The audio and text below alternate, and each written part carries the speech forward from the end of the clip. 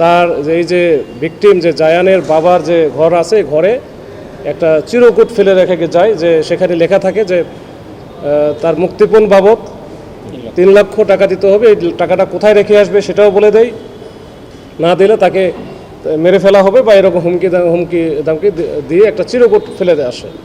তো যেখানে রাখতে বলে সেটা আবার বাড়ির সামনেই একটা ভাঙ্গা দোকান, একেবারে ওপেন। তো ওইখানে কোথায় রাখবে, কে রাখবে, বা টাকা পয়সা যে এই যে চিরকুট দিয়ে গেল, এরপরে যে মোবাইল ফোন নাম্বার বা কোনো কথা বলা এরকম কোনো কিছু বলে নাই কেউ। এর মধ্যে শুধু ওই যে প্রতারক চক্র যেটা ফেসবুকে যখন জানাজানি হয়ে যায়, তারা একবার ফোন দিয়েছিল, ওটা নিয়ে আমরা কাজ করেছি, ওইদিকে আমরা আগাইতে পারি না, তো বুঝতে পারছি যে এটা প্রতারক চক্র। কিন্তু এই ছেলেটা আসলে কোথায় আছে, কী অবস্থা আছে, আসলে আমরা কোনো কিছু বুঝতে পারতেছিলাম না। তখন আমাদের এই যে টিমগুলো কাজ করতেছিল, আমাদের কিছু ছোট ছোট কিছু ক্লু থেকে আমরা কয়েকটা বাড়িতে আমরা সার্চ করি, গোপনে সার্চ করার পর একটা পর্যায়ে আমরা দেখি যে প্যাডে বা যে কাগজে ওই চিরকুটগুলো লেখা ছিল, ওই একই প্যাড, একই রকমের প্যাড আমরা একটা বাড়িতে, একটা ঘরের ভিতরে আমরা পাই। এবং ওই ঘরের ভিতরে খুঁজতে খুঁজতে আবার দেখা গেলো যে সে যে লেখছে, লেখার সময় যে খসড়া করছে, ড্রাফট করছে, এই ড্রাফটের একটা অংশ পাই। তার মানে আমরা নিশ্চিত হই যে এই বাড়ি থেকেই এই চিরকুটটা লেখা হয়েছে, এবং এই ছেলেটার নিখোঁজের পেছনে তাদের অবশ্যই কোনো না কোনো হাত আছে। তখন আমরা ওই বাড়ি থেকে এই একটা যে গৃহবধূ ছিল মহিলা, তার যে মেয়ে ছিল একটা, তার নাম সাদিয়া আক্তার নেহা, শেষও আর তার একটা ছেলে ছিল, 3 জনকে আমরা উঠে নিই। পরবর্তীতে তার বাবাকেও আমরা নেই, নেওয়ার পরে একসাথে আমরা থানাতে নিয়ে গিয়ে আমরা জিজ্ঞাসাবাদ শুরু করি, এবং তাদের প্রত্যেকের লেখা এই লেখার সাথে মিল আছে কিনা আমরা আলাদা আলাদা করে লিখতে বলি, এবং তারা কিন্তু প্রত্যেকে লেখার পরে তখন এই মেয়েটার লেখার সাথে আমরা খানিকটা মিল পাই, এবং ভালো মিল পাই। মিল পাওয়ার পরে তখন তাকে আমরা বিভিন্নভাবে একটু কঠোরভাবে জিজ্ঞাসাবাদ শুরু করি বিভিন্নভাবে। এর মধ্যে সে আরেকজনের কথা বলে যে আমি লিখছি, এটা সে স্বীকার করে সে লিখছে, কিন্তু আমি ইচ্ছাকৃতভাবে লিখেন, এটা আমাকে বাধ্য করছে আরেকজনকে, তার এক চাচা, প্রতিবেশী এক চাচা। তারপরে প্রতিবেশী চাচাকেও আমরা নিয়ে আসার পরে প্রতিবেশী চাচাকে যখন তার মুখোমুখি করায়, তখন কিন্তু সে অস্বীকার করে, এবং পরে জানা যায় যে আসলে চাচাকে এটা ফাঁসানোর জন্য সেটা করছে। এবং রাতে এক পর্যায়ে মোটামুটি 1:30-2টার দিকে সে স্বীকার করে যে সেই ঘটনাটা সে নিজেই ঘটাইছে, এবং এই বাচ্চাটার সাথে মোটামুটি 12:30-1টার দিকে এই মেয়েটা ফুটবল খেলতেছিল। মেয়েটা নাকি ফুটবল খেলে, এবং সে পেশায় নার্স হিসাবে শেভরন হসপিটালে নার্স হিসাবে কর্মরত আছে। ইদানিং মনে হয় একটু ওখান থেকে ছুটি নিয়ে আগামীতে সে ইন্টারমিডিয়েট পরীক্ষা দিবে। তো এই ইন্টারমিডিয়েট পরীক্ষা দেওয়ার জন্য বাড়িতেই থাকে, কয়েকদিন সে এই হাসপাতালেও যাচ্ছে না। এর মধ্যে বাচ্চার সাথে খেলাধুলা করতেছিল, এবং খেলাধুলা করার একটা পর্যায়ে বাচ্চা তো তার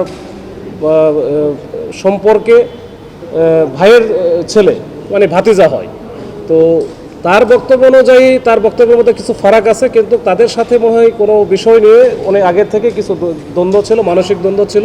এবং সে এই মেয়েটা একটু টাইপের, একটু একফোকা টাইপের, এবং এই যে তার ছেলেটার বাবা যে ওনার নাম হচ্ছে শাহজাহানও তার সাথে বিভিন্ন সময়ে খারাপ ব্যবহার করছে।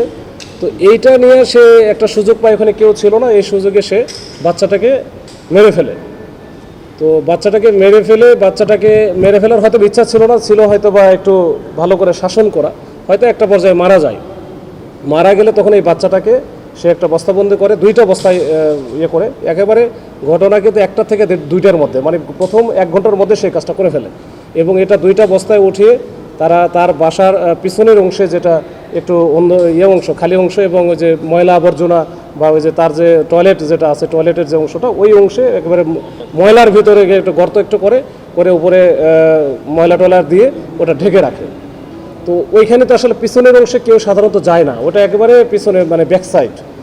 তো এই অবস্থায় আমরা যখন তার কথা অনুযায়ী সে যখন স্বীকার করলো যে ওইখানে রাখছে, তখন আমরা তাকে নিয়ে যাওয়ার পরে ওইখানে তার দেখানোর মতো ওইখান থেকে আমরা দেখি যে আসলে বাচ্চাটাকে মেরে ফেলছে, এবং বাচ্চাটা আসলে একেবারে ওই যেহেতু একটু ওইখানে স্যাঁতস্যাঁতে অবস্থা ছিল, মানে ডিকম্পোস্ট অবস্থা হওয়ার মতো। তো এটা আমরা নিয়ে আসি ওখান থেকে আমরা সিজার লিস্ট করি, ওখান থেকে থানায় নিয়ে এসে পরবর্তী হাসপাতালে আমরা পাঠাই, এবং এটা পিএমের জন্য বা অন্যান্য পোস্টমর্টমের জন্য আমরা ব্যবস্থা, এটা অলরেডি প্রক্রিয়াধীন আছে।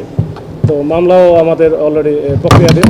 তো এই হচ্ছে অবস্থা। আমরা এই মেয়েটা যেটাকে আমরা নিয়ে এসেছি মূল আসামি, প্রধান আসামি যে হচ্ছে এই কাজটা করেছে, এবং শুধু মারেনি, এটা হচ্ছে এই আলামত বা মূল এই নিহত যে ছেলেটা, এই ছেলেটার মৃতদেহ এটা ইয়ে করার জন্য, মানে গোপন করার জন্য, তো সে কিন্তু এই ব্যবস্থা করেছে। এর সাথে আমরা ধরে নিচ্ছি, এবং তার কাছ থেকে যদিও আমরা এখনও ওইভাবে পাই নাই, কিন্তু আমরা পারিপার্শ্বিক অবস্থাতে দেখে আমি যতটুকু আমরা বুঝেছি যে তার বাবা এবং মা এই বিষয়টা জানতো, কিন্তু মারার আগে জানে নাই, মারার পরে জানে, এবং পরবর্তীতে এই যে আলামতটা গোপন রাখার জন্য তারা কিন্তু সহযোগিতা করেছে। যেহেতু তাদেরই মেয়ে, এখন একটা ঘটনা হয়তো ঘটাইছে, তারা হয়তো সর্বশেষ একটা চেষ্টা করে দেখেছে যে এটা যদি গোপন করে রাখা যায় তাহলে হয়তো কেউ জানবে না, আর তারা এখান থেকে রেহাই পাবে। তো এরকম একটা নির্মম নৃশংস একটা হত্যাকাণ্ড একেবারে সিলি কারণে ঘটে গেল, এবং ছোট একটা বাচ্চা, নাম হচ্ছে এই যে জায়ান, এই জায়ানের কিন্তু এইখানে তার যে জীবনের ইতি ঘটে গেল আর কি।